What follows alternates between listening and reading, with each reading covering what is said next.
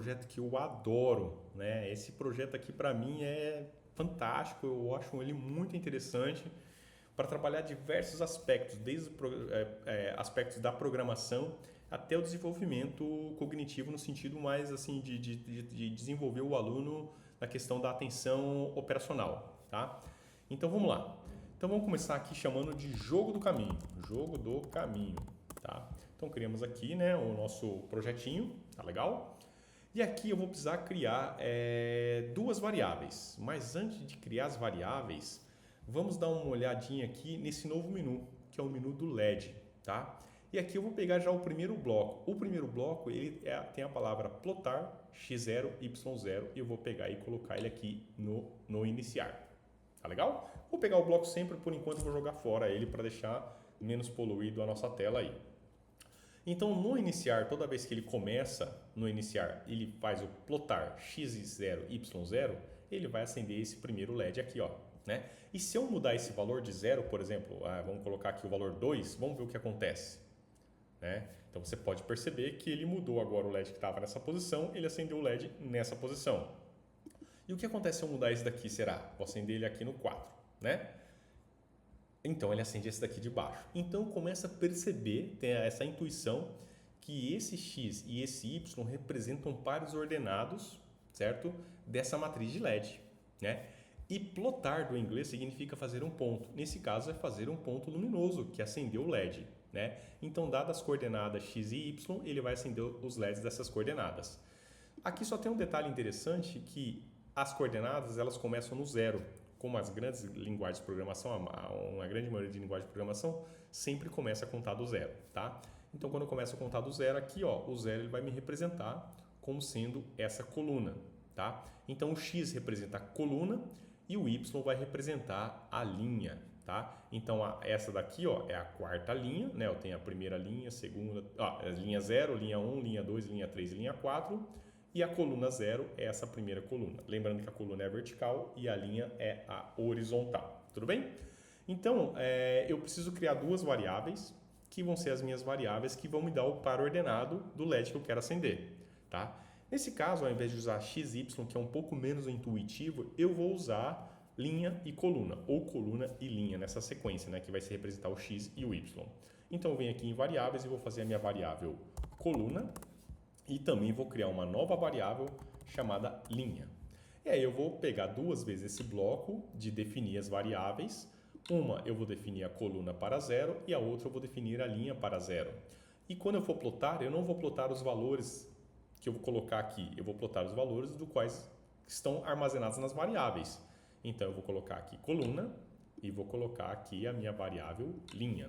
Então, ele simplesmente vai pegar o valor da coluna e da linha para fazer acender esse LED, tá? Então, esse LED aqui, ele vai ser aceso na coordenada na coluna 0 e na linha 0, porque nós definimos inicialmente esses valores. E aí, qual que é o meu objetivo nesse momento? Meu objetivo nesse momento é apertar o botão A, por exemplo, certo? E ele acender o LED ligeiramente abaixo. Então, acender o LED ligeiramente abaixo significa alterar o valor da linha. Aqui eu estou na linha 0, aí aqui para acender esse LED de baixo, eu tenho que acender o LED da linha 1 e a coluna permanece sendo 0. Então, toda vez que eu apertar o botão A, eu quero que ele altere o valor da linha e faça esse novo plot, tá? Então, vamos ver como é que funciona isso aqui, ó. Eu vou pegar no botão A pressionado, tá legal? E aí eu vou pegar minhas variáveis e agora, ao invés de definir, eu vou alterar. Então, toda vez que eu apertar o botão A, o valor da linha vai alterar por 1. Se ele era 0, agora ele passa a valer 1. E nesse momento, depois de alterado, aí eu vou refazer o plot, tá? Então, eu vou novamente no LED, pego o plotar, que é fazer um ponto luminoso nesse caso, vou colocar aqui a coluna e vou pegar a outra variável linha e colocar aqui.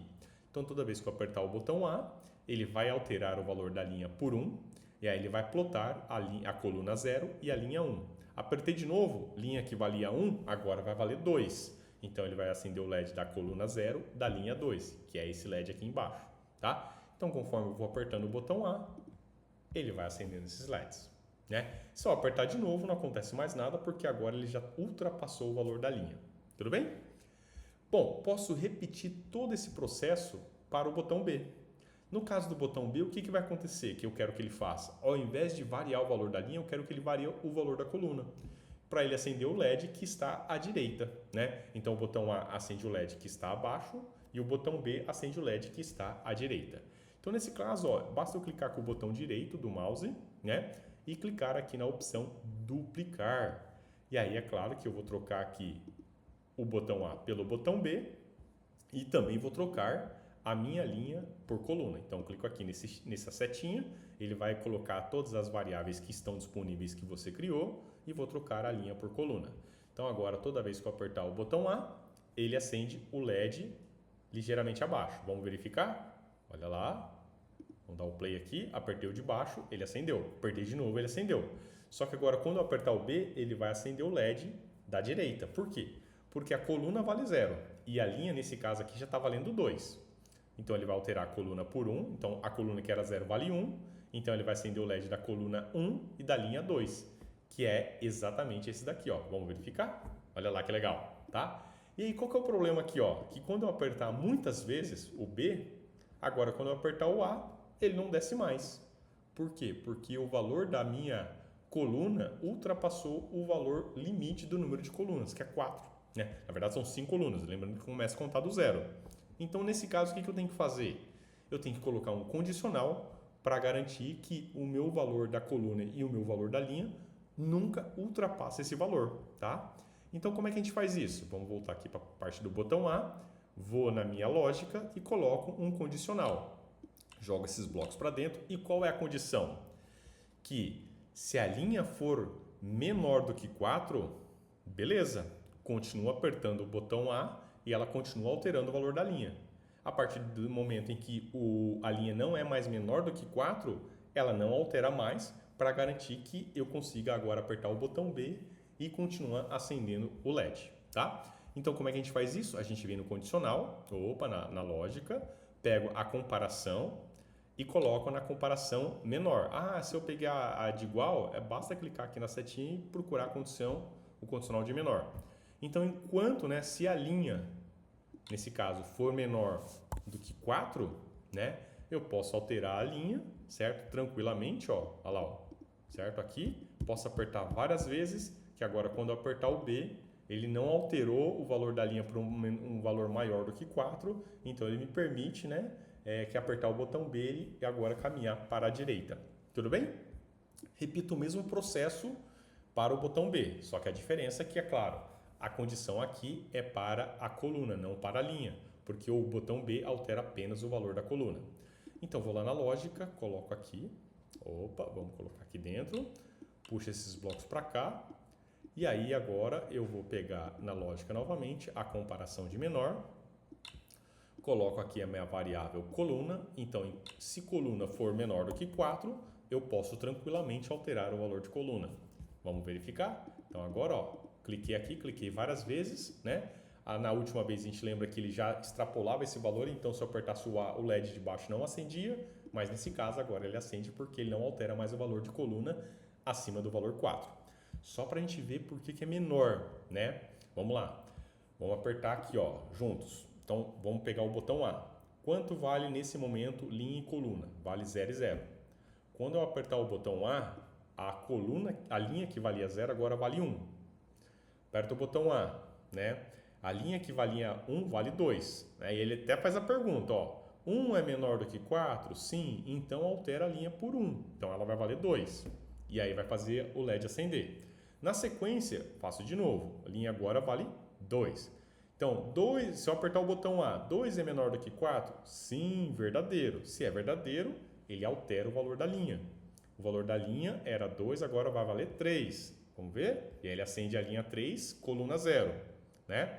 Se eu apertar novamente o botão A, linha vale 3. 3 é menor do que 4? Sim, então ele altera o valor da linha. Linha agora passa a valer 4. E aí ele acende a coluna 0, linha 4.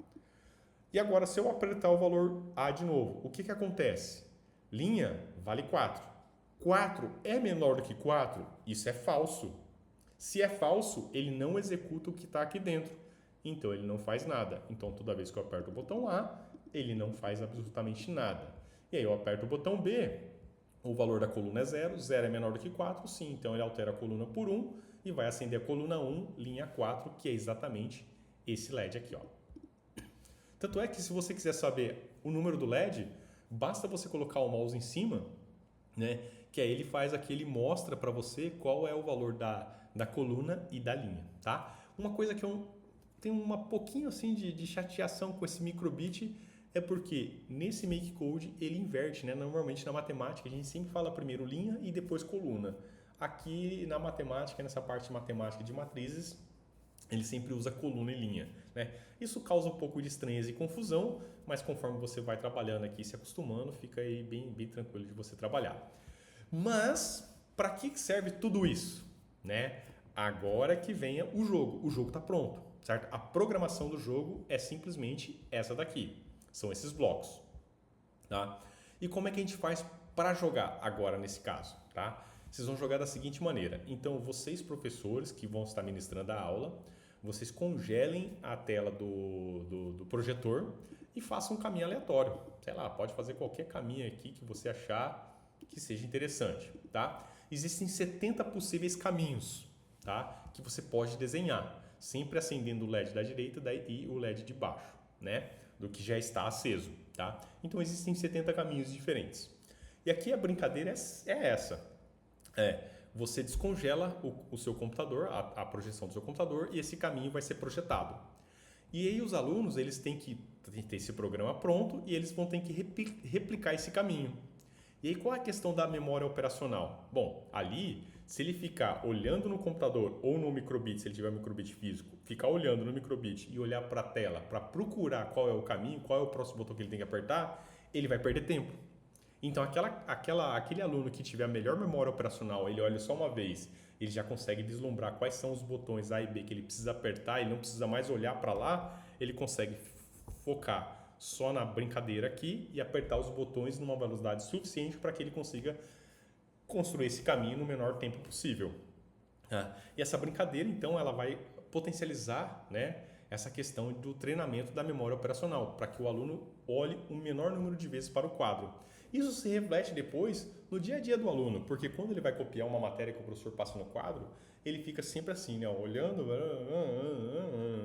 e aí nesse caso dessa brincadeira, você vai estar contribuindo para que ele diminua, né, essa questão de levantar e abaixar a cabeça para anotar, e isso é importante, porque ele vai ter que ter um poder um pouquinho mais de concentração e vai conseguir copiar o conteúdo de uma maneira muito mais eficiente. Tá legal? Então, espero que vocês tenham gostado dessa brincadeira, né? E espero que vocês consigam aplicar isso aí com seus alunos. Até lá e até a próxima e nos vemos daqui a pouco.